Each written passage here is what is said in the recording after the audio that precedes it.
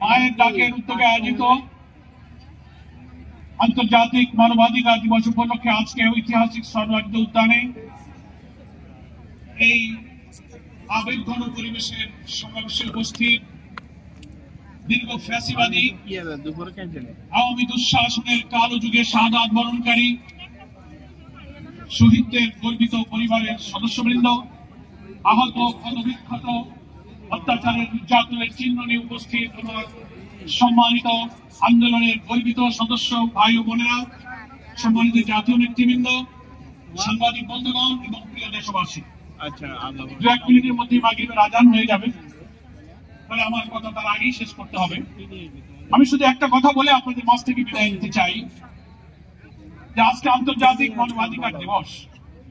প্রতি বছর আমরা দিবসটা পালন করি, কিন্তু ফ্যাসিস্ট এবং স্যাডিস্ট সমস্ত খুন, গুম, হত্যা, ক্রসফায়ারের মাস্টার মাইন্ড শেখ হাসিনা, তার নির্যাতনের রক্তের যে কালো ছাপ অশ্বসিক্ত মায়ের কান্না এখনো শুকায় নাই, অথচ যেখানকার মাছ সেখানে ফিরে গিয়েছে, সেখান থেকে সন্ত্রাসের নতুন ব্লুপ্রিন্ট সে তৈরি করছে। মানবাধিকার দিবসে আমরা বলতে চাই, সেই 2006 সালের 28 অক্টোবর থেকে শুরু করে পিলখানার হত্যাকাণ্ড, হেফাজতের হত্যাকাণ্ড, তারপরে বাংলাদেশের ইসলামী আন্দোলনের নেতৃবৃন্দকে বিনা অপরাধে সাজানো মামলা, সাজানো সাক্ষী, সাজানো বাদী, সাজানো বিচারক দিয়ে নির্মমভাবে জুডিশিয়াল কিলিং করা হয়েছে। 2000 ছাত্র জনতাকে খুন করা হয়েছে, 40,000 ছাত্র জনতা আহত হয়েছে। এই কোন খুনের বিচার বাংলাদেশে না হলে আমাদের এই আন্দোলন, এই ত্যাগ, নতুন বাংলাদেশ নির্মাণের স্বপ্ন ব্যর্থ হয়ে যাবে। আমি প্রশ্ন করতে চাই, বাংলাদেশ নামক রাষ্ট্রে একটি মানবাধিকার কমিশন আছে। এই 17-18 বছরে কালো যুগে যত খুন, গুম, ক্রসফায়ার হয়েছে, মানবাধিকার কমিশন তার কি বিচার করেছে? বাংলাদেশের সংবিধানে কমিশনকে এখতিয়ার দেওয়া হয়েছে, তারা সরকারের কাছে, স্বরাষ্ট্র মন্ত্রণালয়ের কাছে অভিযোগ করতে পারে, বিচারের জন্য তারা উদ্যোগ দিতে পারে। তারা করেনি। এই কমিশন ফ্যাসিবাদের দোষক ছিল। আজকে নতুন বাংলাদেশ হতে যাচ্ছে। আমরা মনে করি আমাদের এই ফ্যাসিবাদ থেকে মুক্তি পেতে গেলে, আমাদের নতুন বাংলাদেশ নির্মাণের জন্য আমাদের প্রাণের সন্তান যে জীবন দিয়েছে, সেই রক্তের দায় শোধ করতে গেলে আগামী জাতীয় নির্বাচনের পূর্বে আমাদের এই 24-এর অভ্যুত্থানের যে চেতনা, সেই চেতনা ধারণ করে একটি জাতীয় ঐক্যের মধ্য দিয়ে নির্বাচনী কৌশলে আওয়ামী লীগকে বিদায় দিতে হবে।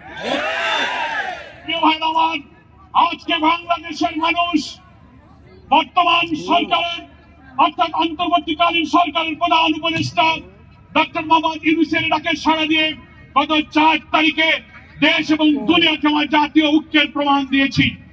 আমরা সরকারকে বলতে চাই, সরকার নামপত্রে প্রশাসনের, judiciary, civil administration, police administration, every sector of our society, যেখানে ফ্যাসিবাদের দোসররা আজও ঘাটতি বেড়ে বসে আছে, এখান থেকে প্রশাসনকে পরিচ্ছন্ন না করলে আবার নির্বাচন হতে পারে না। সেই জন্য আপনারা শক্ত হন, দৃঢ় হন, ঝুঁকি গ্রহণ করুন। আমরা আপনাদের পাশে আছি। দোসরদের সাথে আঘাত করলে আপনার আমার স্বপ্ন পূরণ হবে না, নির্বাচন নিরপেক্ষ হবে না। সেই জন্য হাজার শহীদের রক্তের দায় শোধ করার জন্য আসুন, নতুন একটি বাংলাদেশ নির্মাণ করে আমাদের এমন বাংলাদেশ আমরা চাই, যেখানে গণতন্ত্র, ভোটাধিকার, মানবিক মূল্যবোধ, সাম্য, সামাজিক সুবিচার, নিরন্ন মানুষের দুঃখ কষ্ট, অনাহারী বাস্তুহীনের কান্না থাকবে না, ইনসাফপূর্ণ সমৃদ্ধ বাংলাদেশ হবে। সেই বাংলাদেশ যদি আমরা প্রতিষ্ঠা করতে পারি, তাহলেই 24-এর গণ অভ্যুত্থানের ত্যাগ আমাদের সার্থক হবে।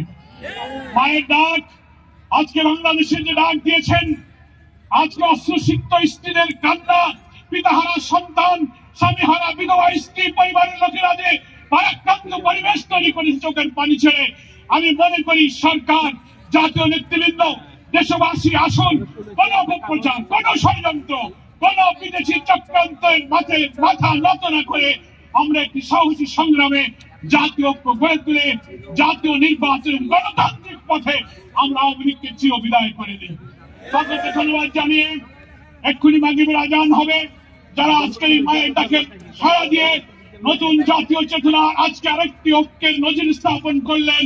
এই ঐক্যই যেন বাংলাদেশের মানুষের স্বপ্ন পূরণের কারণ হয়, সেই আশাবাদ ব্যক্ত করে সকলকে ধন্যবাদ জানিয়ে বাংলাদেশ জামাত ইসলামীর সম্মানিত আমির, বাংলাদেশের রাজনৈতিক অঙ্গনের আলোচিত নন্দিত মানবিক নেতা ডাক্তার শফিকুর রহমানের পক্ষ থেকে দেশবাসীকে শুভেচ্ছা জানিয়ে মায়ের ডাককে অভিনন্দন জানিয়ে আমার বক্তব্য শেষ করছি। খোদা হাফেজ। বাংলাদেশ জিন্দাবাদ।